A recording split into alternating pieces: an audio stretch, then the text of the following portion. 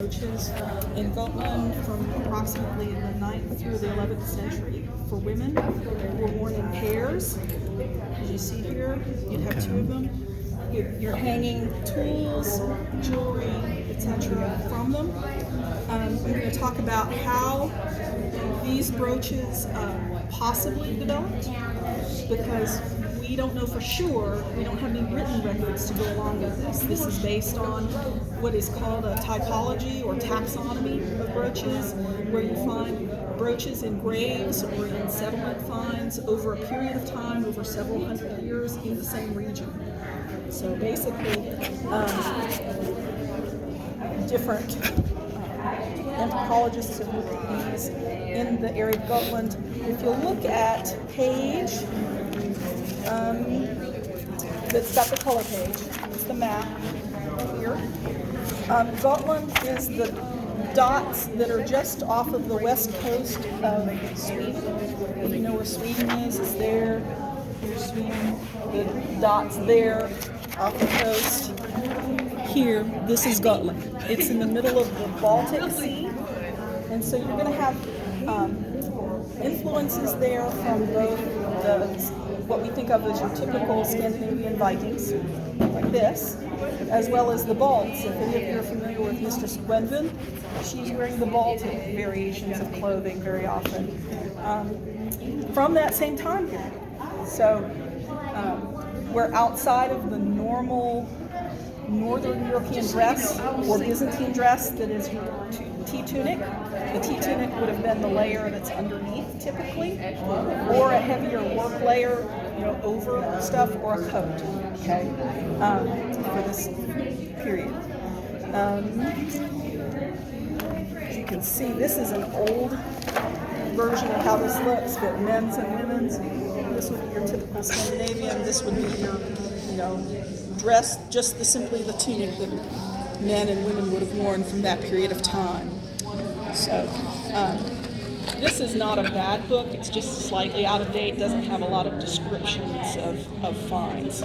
But so Viking World is pretty commonly available. James Graham Campbell. So, but that gives you some sort of framing for where we're talking about, where Gotland is. As I said, these typology studies are not new. They've been done for many different brooches, for the oval brooches, for instance, for a lot of the Roman brooches. And in fact, these Roman bow brooches are where we're going to be starting with in the typology for the animal head brooches themselves. Among the first of these typologies that's available, the first of these discussions that's available in English. There are some others that are in Scandinavian languages, whether it's Swedish or Danish, that discuss the animal head brooches. I haven't had access to those yet. I've only been looking at this for about 2 or 3 months. So we'll see how this goes as I get further information. But around the turn of the 20th century, end of the 19th century, a guy by the name of Leeds began looking at the collections of Sir John Evans at the Ashmolean Museum at Oxford, basically, who had collected a bunch of these, and he starts putting them in ranks, examining the differences between them, and he sees, based on provenance, that there is a change that occurs over time in how they are shaped, what size they are, how they're ornamented. Leeds, and I'll have to apologize, some of this where I have Evans down, it should be Leeds. It's the Evans collection, but it's Leeds writing the paper. He starts looking first at the bow brooches, and I have pulled the examples of the bow brooch from the portable antiquity scheme, and that's on the first page, so you can see the different parts of the bow brooch. Bow brooches, the action or how these brooches work is by having a spring that is wrapped around this transverse piece at the top, and it provides a coil action that allows the pin to catch in what is called a catch plate at the base. And this is a couple of different examples of these. The one on the left, you can see different views of it, but the view, the third view over, where there is the spring coil, the spring of 11 coils, that will be significant as we go on. As you can see, that wire wraps around, and it makes a very, there's a significance to that when we're looking at some of the other brooches. Okay. And these brooches were found from the end of, well, probably the middle of the Roman Empire towards the end, 2nd through 4th centuries, in many, many different graves. Men's and women's graves, used for securing clothes, veils, pallas, cloaks, anything like that. It's a very utilitarian type of brooch. And the basics of this construction appear to be stable over several centuries of development, with the catch plate, in this case, remaining at the base. And this would be the base, the narrower end. You can see on the back, the catch plate is going to be here, and it catches the pin, okay? And that, again, is significant. Describing this evolution, Evans drew then connections between what he called the bow with a reflex foot, which is the catch plate, and then just showed that there were examples of this all across Northern Europe from the end of the 2nd century and the beginning of the 3rd century. Even at Forsberg Moos, where there were sacrifices of jewelry, in Germanic areas outside of the empire, there were, bow brooches found. They were widespread, used all over the place. Evans, and it should be Leeds, it's the Evans collection. Leeds describes the next step in this development as occurring in the Baltic provinces. Now, the Baltic provinces are the furthest parts of that northern part of the Roman Empire, just on the edges of civilization, so to speak. They've picked up the bow brooches, and then they take them for their own. They're using them, they adapt them to their own style, their own ornamentation styles. And as they do so, the brooch, the original fibula, that coil that goes over the top, begins to lose its functionality. They find different ways, different mechanical ways to make that coiled spring work without having it wrap around as many times. But the ornamentation adds the little ridges so that you can see a development going from functionality to ornamentation. Okay? So if you'll turn to page 2, you can see, and I have labeled that as leaves, these 3 figures here. You start out with your bow brooch that's got your functional coiled spring, and it's very highly ornamented. This is very end of the Roman Empire, beginning of Byzantine, era. And then as you move to the middle one, that spring no longer works in the same way, but you can see it's got the same feature in terms of ornamentation. It has the same look, but it doesn't wrap in a coiled fashion necessarily.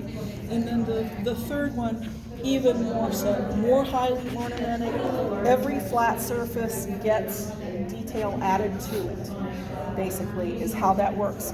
If you'll notice, we're also going from a thinner profile to fatter and fatter profiles. They are filling in any voids. They're stretching and elongating this piece. Also, as you do this, you increase the weight of the item as well. So, progressing from there, and this is where Leeds, this second piece here on the bottom, this is where Leeds shows progressions of these different brooches, and there's little numbers on it. Evidently, he laid it out on a sheet of paper that was already had the numbers on it, and then 1, 2, 3, 4, 5, 6, 7, etc., showing the development of the brooch, the animal head brooch, both in size and shape and ornamentation. So the animal head brooch, we're into the post-Roman period at this point. The Baltic peoples have had this. They have added their ornamentation. They have widened and stretched this to increase the size of it. And then Leeds describes then that the arc and the spring coil and the axis undergo all of this transformation, losing their functionality, and they're all cast in place. Now, I'm not a jeweler, so this is not something that I've made. This is something I've bought from Raymond McQuire. They're commonly available, basically. And all of the functionality of the original ridge piece of the bow, you can see it as part of the ornamentation. You can see the cross piece at the top. This has less detail on this particular cross piece, this style of it. But you can tell it's developed roughly from that same bow brooch. They've just used their imagination to fill it in. But to reduce size or weight on it, it becomes a hollow cast piece, basically, much like the oval brooches, because you're trying to reduce weight. Okay.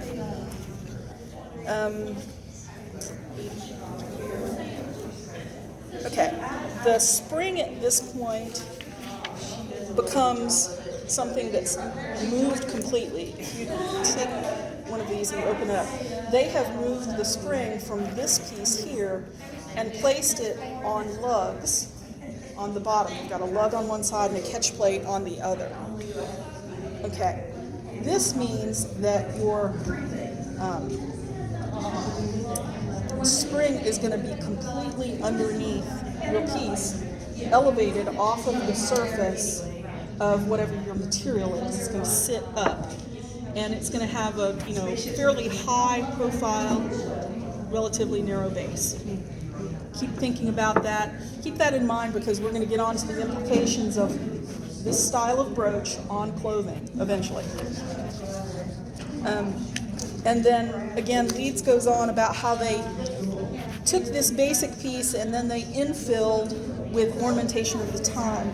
I think this one, the ornamentation is more of a Bora style. Probably they would have continued this up through the Ringerike period of art styles in the Viking period. So over time, this would have changed to be ornamented with whatever was fashionable as far as art styles. And it could have been bronze like this, silver, plated in silver, plated in gold, made of gold, plated in electrum, which is another material that they could have used for plating. But by the 9th to 11th century, moving on to the next page, these brooches have a wide range of appearance, with some being very plain. They have a pitted surface. I think, I don't have a very good photo of that. Probably this one is the closest. It's got a little pitted surface to it. Some are just absolutely plain. Others have various animals carved into or cast into the surface of them. And if you'll look at the selection of 10th to 11th century animal head brooches, I've got 2 or 3 of these that you can see.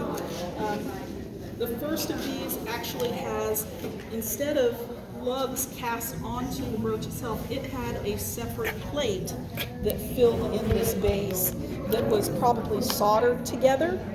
And you'll see that in the first one. This is a piece that I pulled from the Swedish Museum of History, and it is known from Gotland. I provided accession numbers or museum object numbers as much as possible, so if you want to go back and look at this, you can.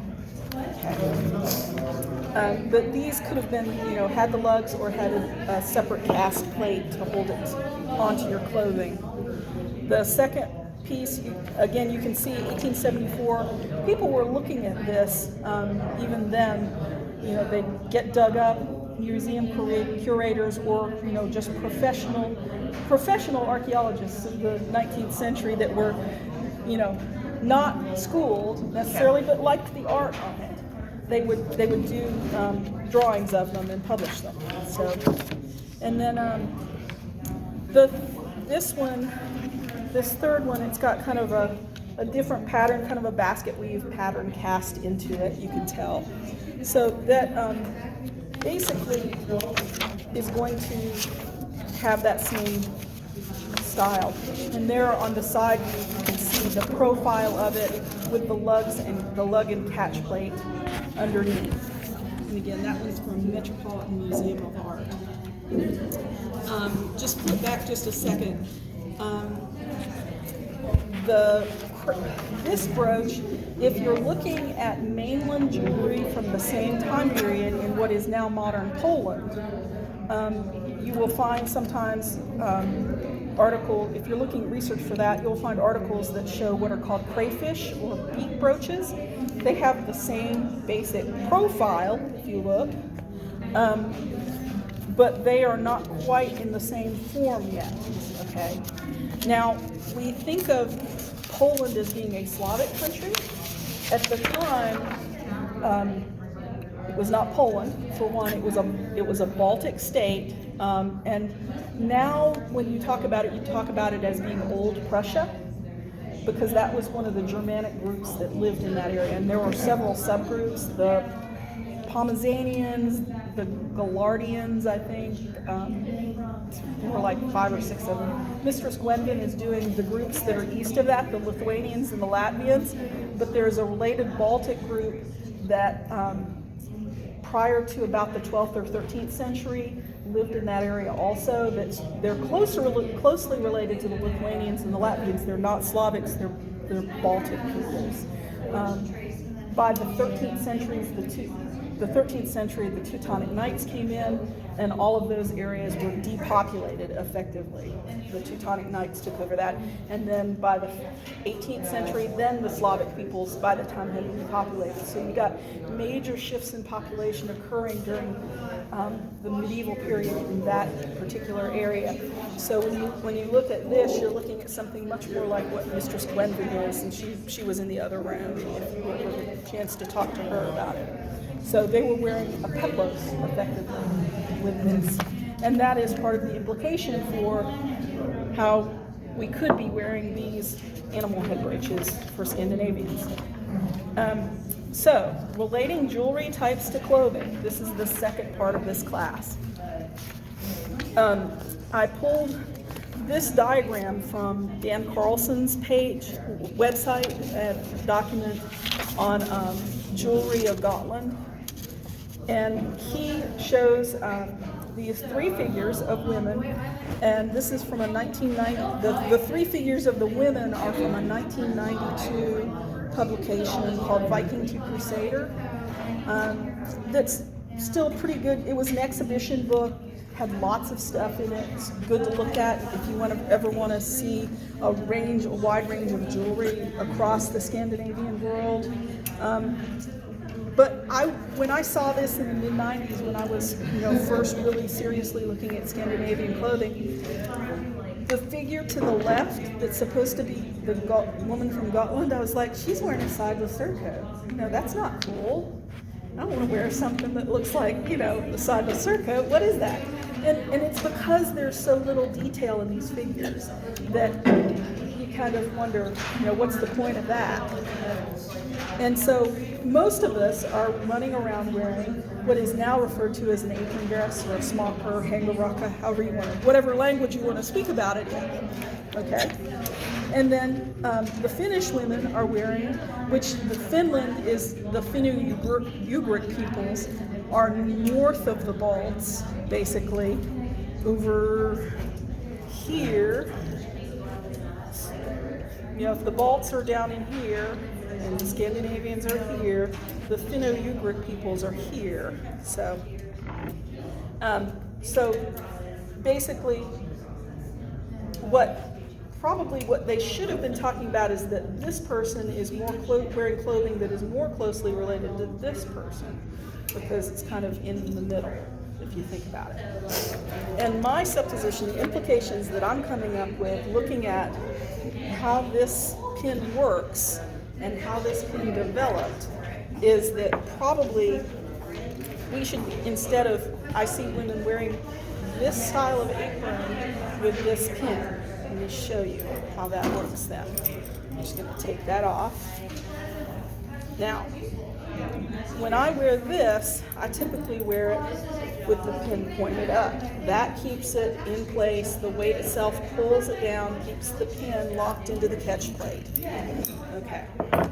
If I wear this, I have to wear the pin down, which that's not comfortable anyways.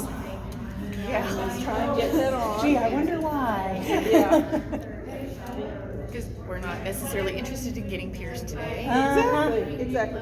But also physically, look at what the brooch does. It flops a lot. It flops a lot. And I have yet to run across anybody that has been able to fix this. It doesn't matter how tight your apron is.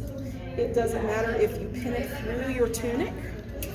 I think that is an implication that needs to be considered. And that's experimental archaeology at its best. Just simply wearing it gives you some ideas.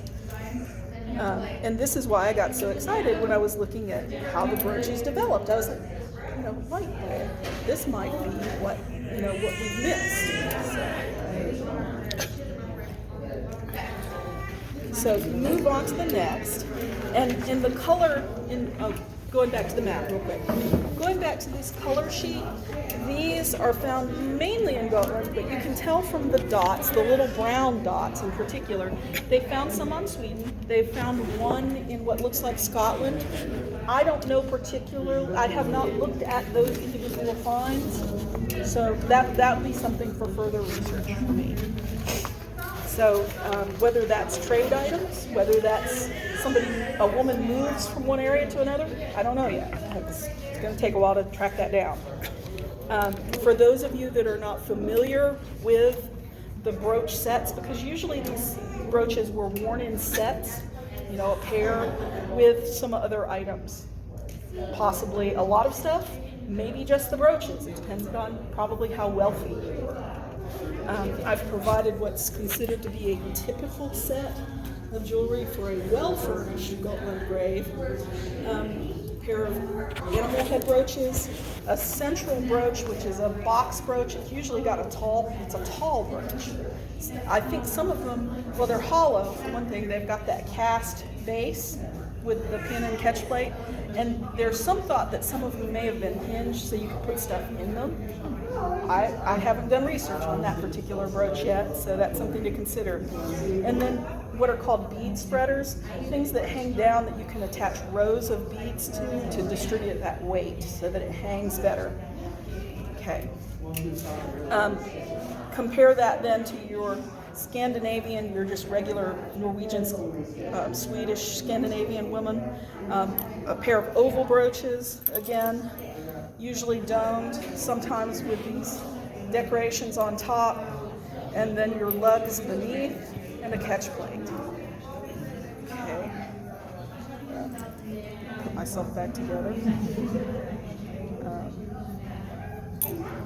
And again, I wear them with the pin pointing up because that catches on the loop here. And the And weight that helps makes them makes it hold still. Again, a central pin of some sort, I think mostly to hold your neckline together. And then sometimes a trefoil style brooch, some thought is that holds a shawl in place, some to hold a coat in place. It just depends on what your layers are that you're wearing. I was hot today, so I'm kind of not wearing as many layers. I'm indoors. And then the finished brooches, this is black and white, so you can't see the colors necessarily, but again, oval brooches of some sort. A lot of the Finnish or Finno-Ugric peoples would have piercings at the bottom of the brooch and then hang more chains and more accessories off of it. Whether this was done on a daily basis or for ceremonial use or just when you're in your grave, we don't know.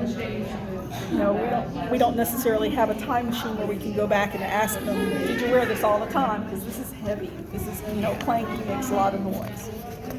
Okay, so moving on. And I don't know about you guys, but while I like to dress up once in a while, when I'm at home doing chores, comfy clothes and not buy a bunch of my jewelry. Yeah. Okay, yes. So examining then the resources on brooch placement, typically what you'll do is you'll look at the skeletal remains and then all of the associated things that are around And in this case, you can see that the animal head brooches have fallen, have shifted probably to the chest area, mid-chest area during the decomposition of the body. But you still have that central brooch. The writing on this is small, but 2 small dress pins somewhere around here, the collarbones. And there's, again, we're not sure of the use of all of that. It may have been to hold a headscarf in place, maybe a strand of beads. There's just any number of reasons you could do that. If you've got a couple of layers on, or if you're in a shroud even, that could have been a shroud item just to hold everything in place while you're lifting and moving the body. You just never know. Sometimes when they have found these skeletal remains, they'll find multiple sets of these even. And you'll have a set here and here, but then you'll have one down here, or you'll have one right here. And again, my thought is, maybe we're just wrapping fabric around the body, and you need to have brooches to hold stuff in place. Or like your fibulas, which they were using for whatever they were pinning on. Exactly. And since and maybe she had an extra set, maybe that was, something that could afford to be put in a grave, kind of thing. But again, with the Gotlandic women, they would also have what's called an equipment brooch in many cases, which is a brooch about here that had your chatelaine, your keys, your needle case, things like that hanging from a chain. So they're kind of halfway in between the oval brooch women with everything hanging off of your oval brooches, and the Finnish people with lots of chains here. The Gotland women tended to have a brooch about the hip height with chains hanging from it. And once I get to the point of reproducing all of that, I'll be wearing some clothes like that. But getting to then how the brooch was used, we have a comparison of interpretations. And this is where this area for Gotland and Gotland's women's clothing is open for interpretation. If you're looking for anyone to tell you de facto this is how they did it, We don't know. we don't have it, because Gillow and Crocker, who is the source for a lot of Anglo-Saxon and Viking stuff, doesn't talk about Gotland at all. Thor Ewing, who specifically talks about Viking clothing, has about a paragraph. And he says, they wore animal head brooches.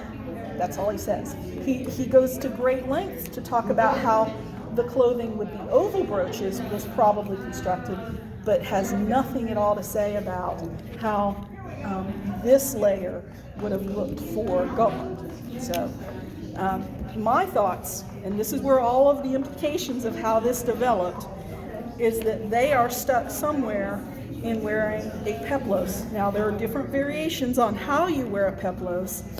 You can wear it high on the shoulders with just the edges of the material meeting. You can fold over, have the apron flaps to the front, which is similar to how the Finnish women are doing at that period of time. And I have a diagram that shows that. And then the tube can also be, the tube can be 2 flaps. It can be a flap that sandwiches. There's all just different ways of arranging fabric around your body for that particular overgarment. Now this is an example. This drawing is from this book, which is Cloth and Clothing in Early Anglo-Saxon England, Penelope Bolton Rogers. But she goes to great lengths to show how the brooches, the textiles on those brooches, were related to potentially how the peplos style was worn. And that would follow just naturally for any culture that wears a peplos, I think. The problem with these animal head brooches is mainly when they're collected, especially when they were collected in the 19th century, they got rid of all the textiles. That was just trash that was in the grave. They didn't care about it. And I haven't had time, but I'm trying to get information pulled together for the more modern excavations to find out if there are textile remains on the back of this brooch that will tell me, is there a tablet woven piece? Is there a loop? Is there just a flat piece of fabric, in relation to this particular brooch? As we move on to the next one, And this is from Ancient Finnish Costumes. And this is a pretty old book. This is Ancient Finnish Costumes 84, which is pretty dated as far as Finnish clothing, but this probably has some of the best drawings. I mean, I can go out on Pinterest and find where reenactors have done stuff, but I prefer, if I'm going to be trying to do some real research, that I can find graves, find sites, or what I would say, a real archaeologist that gets paid for it, their interpretation of it. You know, get back to a pretty good peer-reviewed source. That's what I'm trying to do. And at the time, this ancient Finnish costume was done by I think the Finnish Archaeological Society. It was a pretty good book. In the early 90s, when I first saw a copy of it, I was like, this is the best thing I've ever seen, aside from, Gale and Crocker. So, but you can see they show a peplos, and this has an annular brooch, which is just a round brooch with a pin in the center of it. They pull the fabric over and make a flap for that peplos to work. So that is how it works. So then, to follow up, the implications then that I see in favor of wearing a peplos for this are the development from the earlier bow brooch. We know the Romans and all, they're wearing peplos layers, they're wearing palla, they're wearing stola, things like that you pin together at the shoulders, basically. The placement of these lugs, the lug and the catch plate, creates a gap here, and I think that based on how that sits on fabric and how much it rocks back and forth if it's on your body, would lead me to believe that, if I as a woman was wearing that, I wouldn't be satisfied with it just sliding and rocking all over the place. The more fabric you have up under. Yeah, the more fabric that you would have up under there. For instance, if you put, drag my hem up here. If I fold this up under to make a thicker piece, and I wish I had a peplos, I could practice this on it for you.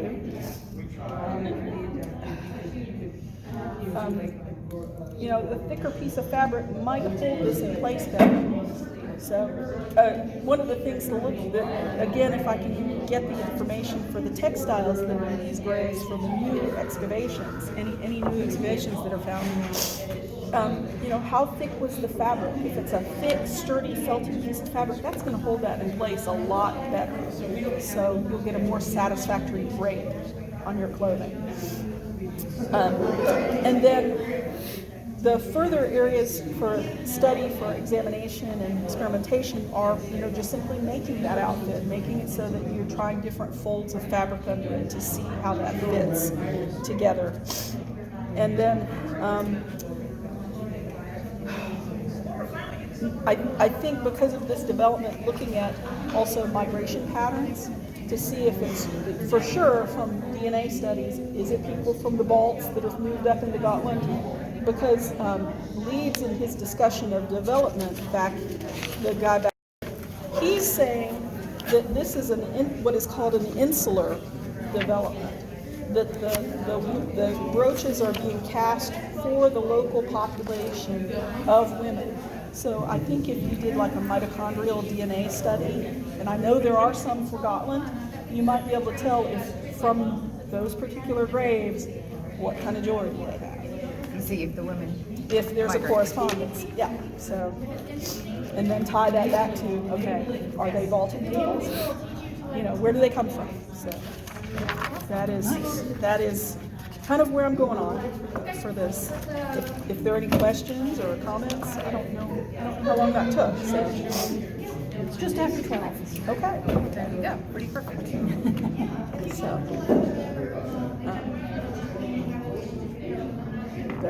And if you wish to look into the books, you're welcome to do that too.